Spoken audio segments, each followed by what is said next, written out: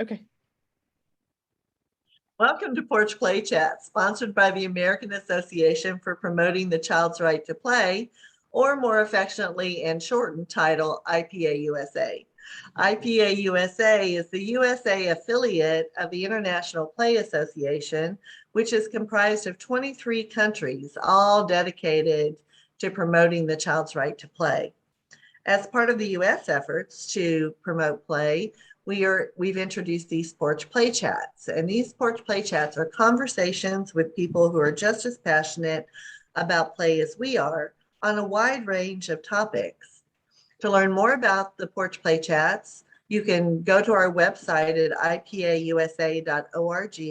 And up in that top right-hand corner is the link to our YouTube channel, where you can subscribe and get a Porch Play Chat in your inbox every Monday. Or you can subscribe, you can be a friend on our Facebook page, which gets you access to a Porch Play Chat that's also uploaded there every Monday. I'm Deb Lawrence, and I'm the president of IPA USA. And with me on the porch today is Rixa Evershed. Hi, Rixa. Rixa's been an early education and care professional for over 20 years, and she's been a family child care provider. She moved into center-based care where she worked with all ages, and she's currently the early childhood education director of Charles Wright Academy. Rixa, we're so happy to have you, and her topic is fascinating. And I hadn't heard this, but because I'm not working directly with children since I worked with college students, but her topic is monster witch play, how children are processing the pandemic. I want to learn more about this. What's It's been going on? fascinating. It's been fascinating. So, I mean, superhero play, bad guy play, we see that all the time in early childhood. We really do. And over the course of the summer, I really started to see a theme emerge in the play. And it was very focused on overcoming, on beating back the bad. And I say the bad is like a thing. It was about magic circles that can protect us from the bad.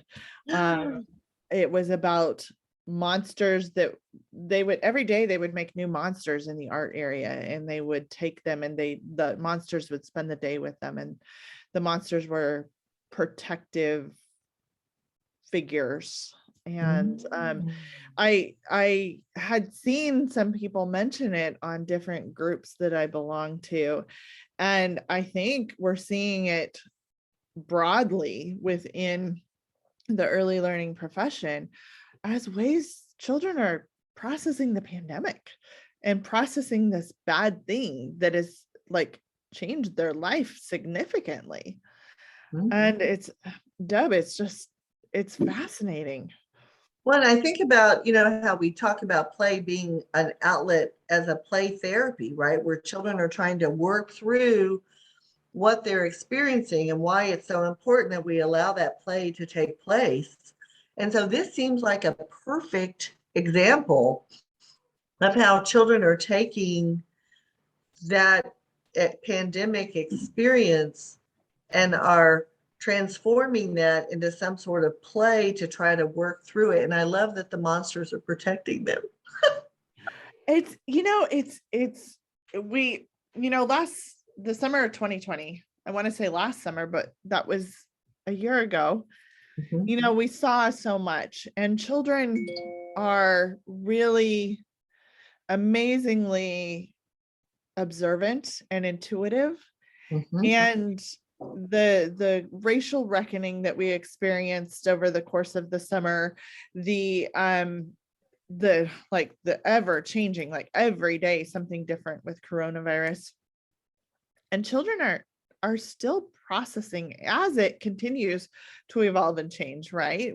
It's not as volatile right now, but what I really see is their exploration of what bad is, and what it means to be bad, what it means to be protected, how to protect ourselves. I was just thinking about over the summer, those big 5-gallon water bottles that you use, you tip them upside down and, we have one of those out on our playground, and they'd filled it with sand, and then they'd figured it out. If they tipped it over, the sand would spill out in a perfect line as they rolled it. So they would roll it in these really unique designs around the playground on this big cement pad we have. And then they would say it's the protection bacteria. It's a bacteria. And if you're on that side of it, it's not good. But if you're on this side of it, you're protected. Wow. And that was evolving at the same time that we had children with these elaborate monsters with all kinds of different traits and attributes that were made in the morning and spent the day with the child. Monsters Inc. Anyone? I mean, it's kind of, it was just, Deb, I do wonder about how this will impact children moving forward. And like you said earlier, I think play is such an amazing way for them to express their ideas, because it's their reality, right? We're all experiencing our own reality right now. And so their reality is that this bad thing is happening. My parents are really focused on it, or my family is really focused on it. My teachers are really focused on it. Like, they tell me to put my mask up all the time. They tell me to wash my hands all the time. They tell me I have to move back from my friends. And what ultimately is that going to be about for them? Well, I think that's why the opportunities that you're providing them to create their monsters every day, and to carry their monsters with them every day, and to have materials outside, loose parts and materials outside where they can draw their protection circles, is giving them an outlet to what would keep them safe, right? So, if my parents are there constantly telling me, we need to stay safe, we need to stay safe. And so safety has really become a key, like, blaring neon sign in their lives, right? And so the long-term consequence of that, to me, might be that they're overly safe later, right? I worry about that because it's been drilled, because we've had to, not because we've intentionally done it, but because we've had to keep them safe, that children will be so afraid of taking risks later that we as early childhood educators really have to be thinking about how we can plan to make that risk more acceptable to these children who might not be willing because they've been so drilled in being safe. But I do think the play opportunities that you're providing for them is sort of helping them cope, right? It's a coping mechanism that is helping them heal and understand. Bruce Perry would say this is exactly what children should be doing, right? They should be curious about some phenomenon or some event. Sure. Yeah. Right. And I always go back to 9/11 when I was a director of a preschool, and we were in Colorado. So we were, thousands of miles away from New York and Pennsylvania and Washington, D.C. But our children were seeing the same images on TV as everybody else's children were seeing. Yes, and they were seeing it over and over and over, the same things with the towers falling, right? And the plane crashing into them. And my teachers came running out to me, like, must have been like the 13th, maybe of September in that horrible year. And they said, they're building up towers and crashing planes into them. And I said, leave them alone. Yes, please leave them alone. They're processing this. They're processing, right? And if they want to talk about it and they start the conversation, then you can say, yes, that's what, it was so sad, wasn't it, that the planes crashed into those towers. And that happened in, whatever. Just give them a little bit of information, but leave them alone. And they said, but they're building the towers really high. And I said, the towers were really tall. Yeah. Yeah. Leave them For alone, sure. right? Yeah. And Children so, are so it became this, I mean, they did it for weeks. Oh yeah, I'm sure. I'm sure. Absolute weeks. And so if we are good observers, we understand that what the children are doing in your program is something that they need to do to help process, and we should not be shutting it down. We should be allowing it to happen so that they can figure it out. I mean, that's what they do in play, is they figure out what the world is and Figure their what's world out. happened to them Absolutely. Yeah. and what they see, right? So, Yeah. and what they've experienced. So I think that's beautiful that you're bringing this to us, because some people might be saying, well, maybe they're doing this because Halloween is around the corner. Well, Nope. no, that's not I, why. It started in the summer. in fact, it started far before this. Witches have been added, and I do think that has been impacted because they're seeing them in their environment, the grocery store, wherever, Oh, do you hear our bell? That means recess is over. No, I didn't hear a bell. Yeah, it's a train bell. We are at a portion of the Tacoma Railroad, and so that's a train bell off an old engine. It's really loud. So if anybody heard it, that's what it was. Awesome. Yeah, but it signals that recess is over for all the kids. Yeah, so this is a preschool through 12th grade campus. Nice. So yeah, but it occurs to me, I was sitting there as you were talking, it occurs to me that we're ultra safe in some ways, and they're not the same ways we used to be. So children are maybe not getting as much experience with learning how to cross a street, or to be in a crowd, or to go into a busy grocery store with their parent. Like the learning is for safety is in a different area, and it's not impacting like in the same way. And I would wonder if children are actually getting exposed to risks in nature that they may not have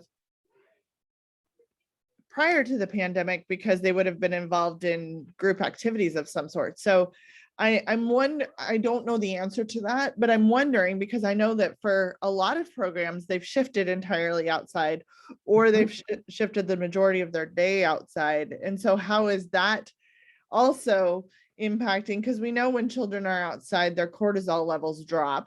And so that is also, I'm wondering, that's probably contributing, right? Like, and they're getting to climb trees and play in the grass, and which could be a positive piece of the pandemic, right? Because we're outside, so we're safer when we're outside. We can socially distance more effectively when we're outside. We can do all these things when we're outside that maybe we didn't have an opportunity to do when we weren't so isolated and had to be so safety conscious. So I like that positive thing that may have happened because of the pandemic, because I do think there are some, but again, children hopefully are having the opportunity in their, wherever they are, to play so that they can work through this, because that we know that if they play and they can process what's happening to them in a place where they feel safe, then that helps ameliorate that long-term stress that they may have. But if children don't have an environment where they can play and work through things, sometimes children experience things and it's uncomfortable for us, so we don't want to talk about it. Oh, I know. And so, parents may be so sick of hearing about COVID that the children need a place where they can do that. And where teachers understand that it is a form of therapeutic play that is helping them work through it. And so the other piece of that to me is you need to be giving children more time larger blocks of time for child initiated play. I mean, 2.5 hours morning, 2.5 hours in the afternoon, which does not count their hour of recess in the morning and their hour of recess in the afternoon, right? Right. Because You brought up those uncomfortable conversations, Mhm. and I have found, by and large, most of us would like to shy away from those, right? Because there's so many aspects of that. We had a 5-year-old the other day ask what non-binary meant. And Oh, yeah, and so leaning into that conversation, providing them with context, reaching out to partner with the parents, mhm. just effectively navigating all those barriers that can like pop up as you it's almost like Frogger, right? You like hop to the next lane and then a car is coming, so you got to figure out how to negotiate around that car and that kind of thing.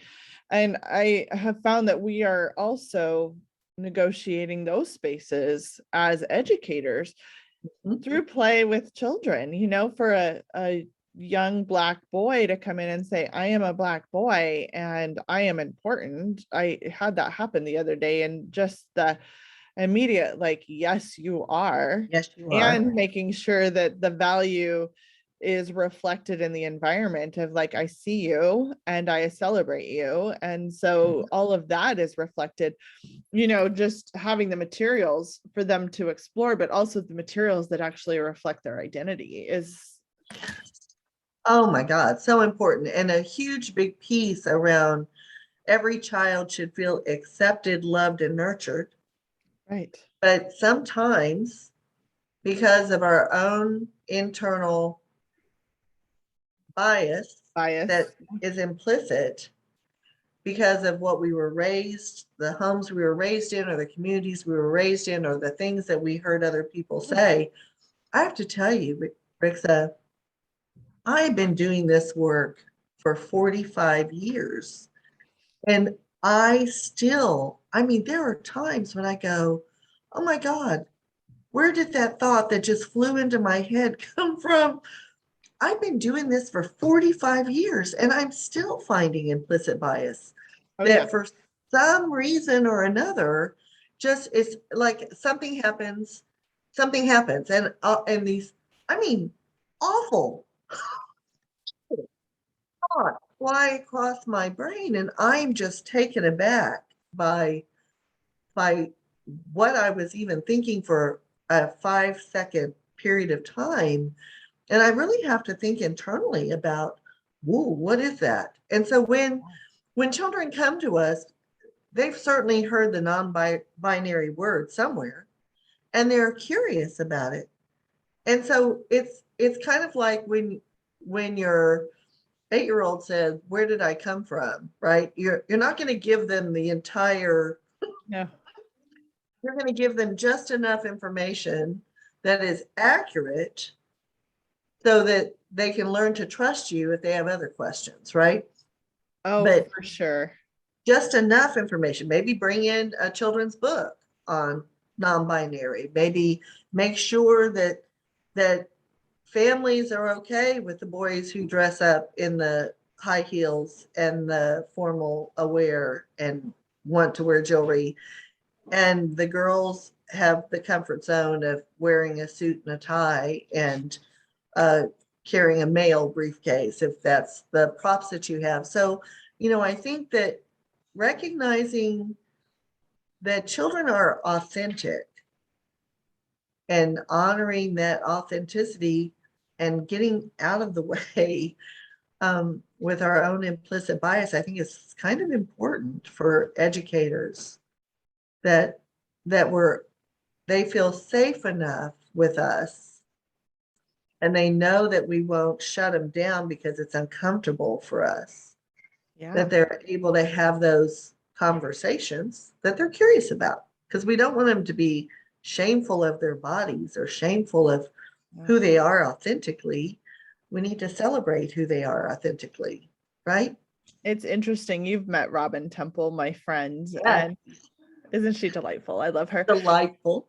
And she and I talk all the time about trusting children's play and trusting the thoughts that they're bringing and not trying to either stifle or redirect those thoughts, but to really listen, and listen deeply for understanding versus for just to get through to the next activity, right? And I think in all of this that we've talked about today, whether it's them processing bad guys and what that means, or what the bad means, or how the pandemic is affecting them and how they need to be protected, or their curiosity about sexuality and gender and that, or race, like we need to trust their narrative, and we need to trust the fact that what they're curious about is real, and that they are already making up stories. And wouldn't we rather the stories include real things versus unreal things? And I think the other piece of that is that we all come at this, like all of us families come at this with our own family culture, our own family beliefs, and that how we believe, what implicit biases we carry should not enter into that curiosity about what a child is thinking. I think that is the biggest lesson that anybody can get from this Porch Play Chat, is it's not about you. And so own that bias that might fly through your head and go, oh my God, where did that come from? I need to investigate this further, but not in this moment. But in this moment, I need to be present, and I need to honor this child's authenticity and trust that they, and I think if educators can just recognize that children are saying those things to them because they already trust them, and we don't want to lose that trust, right? I have a powerful story about that in when I was a director in an early care and education program. And one of my teachers came to me, their class was doing a music activity with, one of the famous group, Greg and Steve, and they were jumping and they were doing freeze and they were doing all sorts of wonderful things. And a child was holding her chest and said, it hurts. And the teacher didn't say, oh, you're fine, right? The teacher said, oh, you want to go see Miss Debbie? And so she said, I want to go see Miss Debbie. And so sure enough, she came. And I said, your chest hurts? What hurts? And she said, it hurts here. And so I got my assistant director and we took her back into the staff lounge. And I said, can you show Miss Debbie where it hurts? And we were, I mean, truly on my face, I cried, because it was awful what this child had experienced. But she trusted us enough to help her, right? And so you don't shut them down or say, oh, you're fine, get up, or go sit at the table if you don't want to participate. It was like, whoo. And they bring such amazing ideas. They do, absolutely. And so we have to, trusting children, I think, should be the mantra. I think every teacher should have it in their cupboard all the time. They hear something and they need to go open their cupboard and say, trust children, and listen and slow down, right? Slow down so that you're honoring what it is they're saying. Some teachers will ask questions and then they'll go, okay, we're done. And then they'll move on. So if you don't want to hear it, stop asking the question, right? Right. So yes. we have to think about timing, and if legitimately we don't have time because we're in transition or something crazy, then don't ask the question.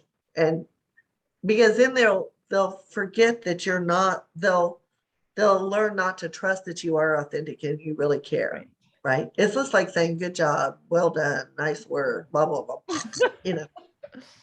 Be careful. That's another one that drives me nuts. Oh yeah, be careful. Right. Yes, absolutely. So, I think this Porch Play Chat has helped us refocus, understanding that play is a therapeutic process for young children. It very much is. It very much is. And if we don't allow enough time for that, then we're harming children's ability to deal with whatever it is they're dealing with. Yeah. You know, I mean, we've all seen the situations in housekeeping where Yep. they're imitating things that happened at home. and, and, you know, you're like, okay, so I have to, you know, obviously this has happened 2 or 3 days. It's not something you saw on TV that they're imitating. This is something that's a pattern. And so, yes, it's uncomfortable, but how do I honor this child's safe feeling of trust in me that they can do this here Right. and protect the child at the same time? And so, and then how do I negotiate that with families so that families don't feel like I'm the bad guy, right? Or That the I'm one asking. that's trying to convert their child, or yeah, any of the other crazy things I'm sure a lot of us have heard. Yeah, exactly. But that we're here to support the family as a whole. I always laugh about the time when we had a 3-year-old that dropped the F-bomb in Oh yeah. context. Oh Oh yeah. yeah, right? In context.